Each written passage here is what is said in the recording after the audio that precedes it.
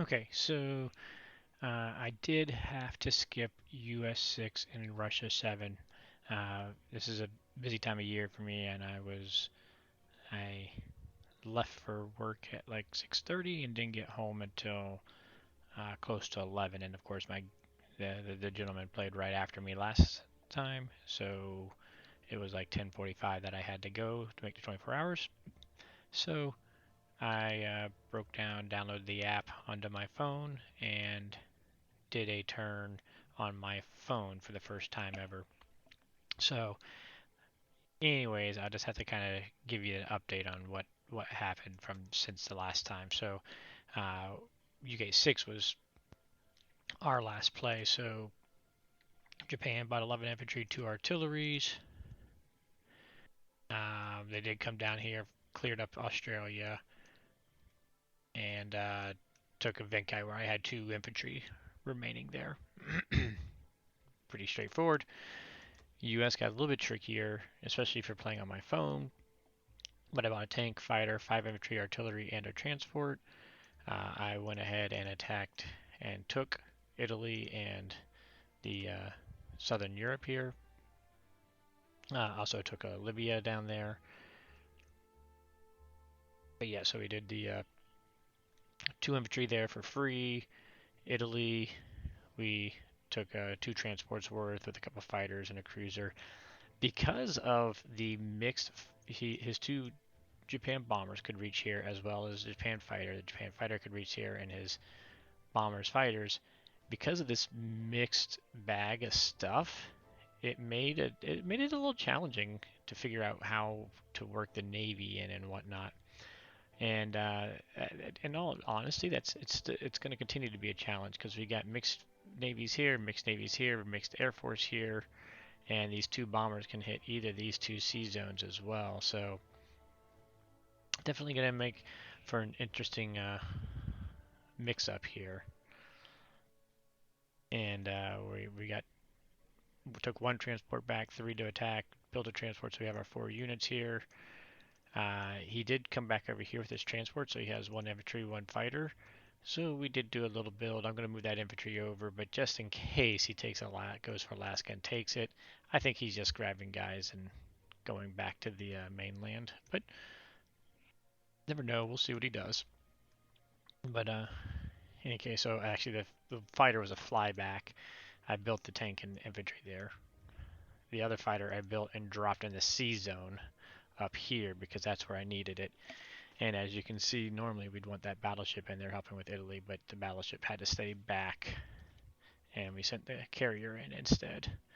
So that's where we wrapped up with the US. Came around to Russia. Russia bought 5 infantry and 2 artilleries. I meant to write down, I did look at the war report in there, but I forget what it was. We had AP advantage. That's all I really remember. Don't remember exactly what it was.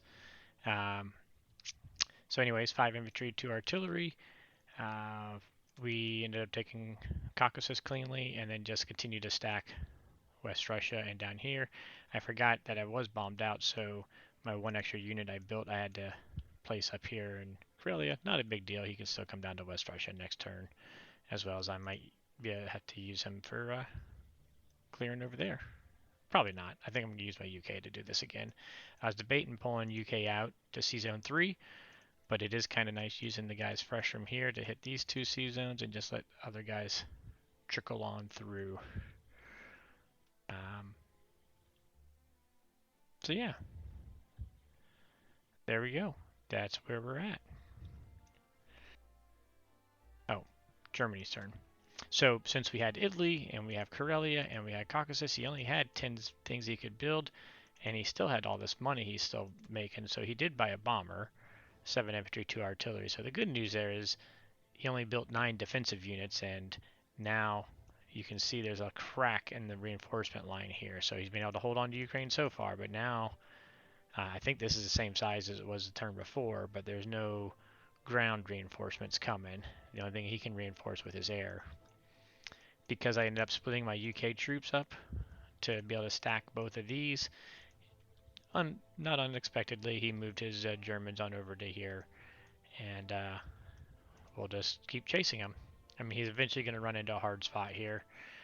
He could get, if he comes in here, then, we got a squad because I'm going to stay split between these two this next turn as well.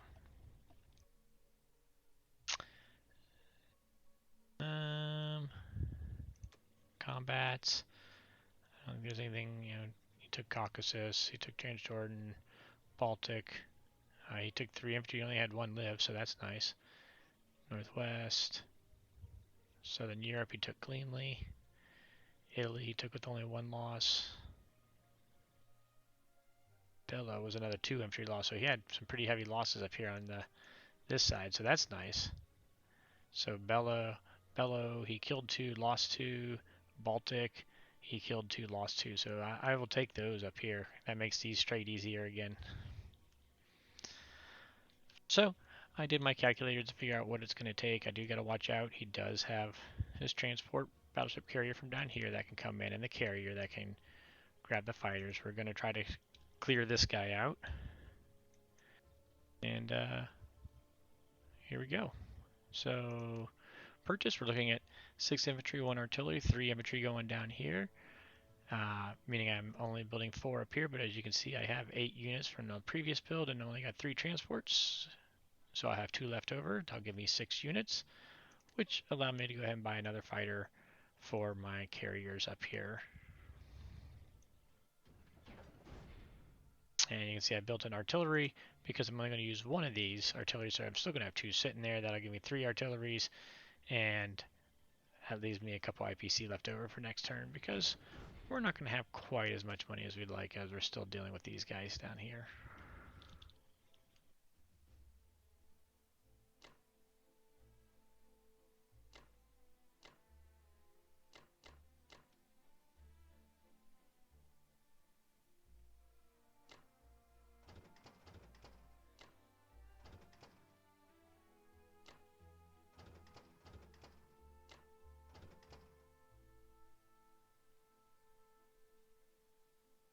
Do we go cruiser this way, or do we go cruiser that way? And fighter, which way does the fighter go? Let's see. I mean, I think they're both 50-50-ish, so...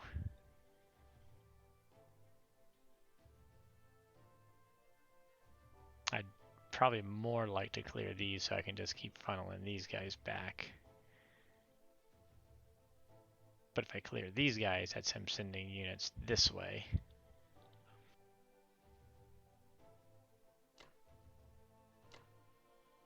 Go, cruiser, go. He did his job last time. Maybe he can change my opinion of cruisers.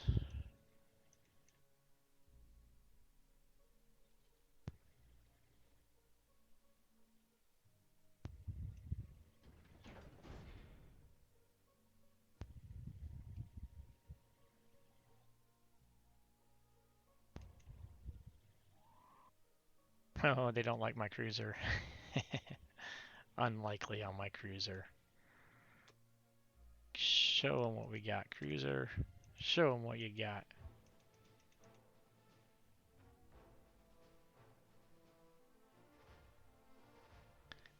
Be that tipping force that makes it our favor. Oop. And the cruiser failed me. Surprise. Oh no, that's not what we wanted. That is definitely not what we wanted. Well, that didn't go so well. I should have went after Berlin and the AA gun. I forgot about that. That's what I should have done. I mean, granted, they still missed, so it wouldn't have mattered, but...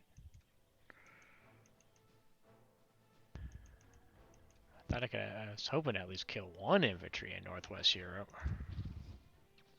Oh, come on, fighter. Oh, are you serious?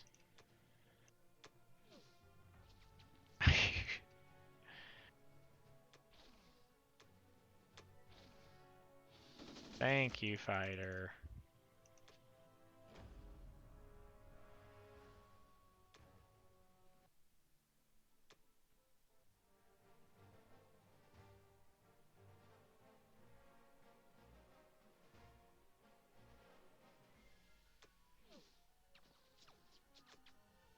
I've had a lot of infantry misses. It's about time I have an infantry hit. Ugh.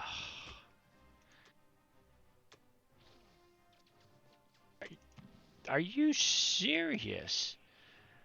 Oh my goodness. What a wasted turn. I tell you, that was a big flop and a half. Oh. Redeem yourself down here by all means. We need this.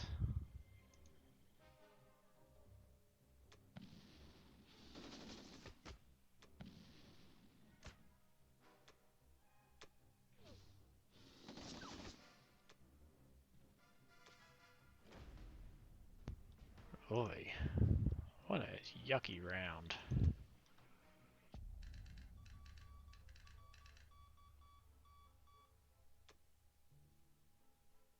Alright, let's look at my numbers. I went 1, 2 here, move them up. 5 tanks there.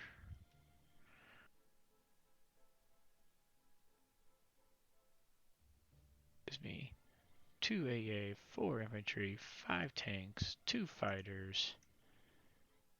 He's got 4 transports, 2 fighters, 2 bombers, 2 battleships, and a cruiser that can reach me. That looks good. Kaza.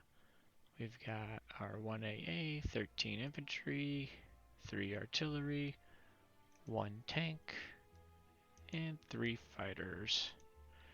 Versus is 11, 4, 1, 3, 2. Looks good.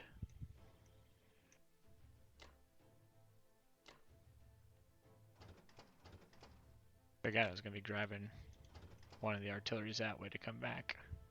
Oh well. We're going to leave them there. So the one good thing that I will say is, I may not even need him to stay here. He may just get a free shot with his Germans at them, but I may need him there. My Americans, though, they're going to be moving up into here, so I don't really need the reinforcements to Morocco this next turn. But I don't want to take my battleship back over there. I can't take my fighter over there because of needing the defenses here. So cruiser carrier over here really aren't going to do me a whole lot of good. So if I don't bring the transports here, I'll have to loop into Route 1 to Sea Zone 1 anyways. Suppose I could bring him on up to catch the fighter that I'm building. And he'd have 3 bombers, 1, 2, 2 fighters. Yeah. I don't see it. So we're not going to do it.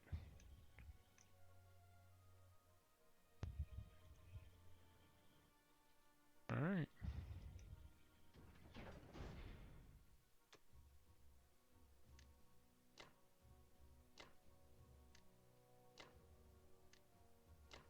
There we go. That's the turn.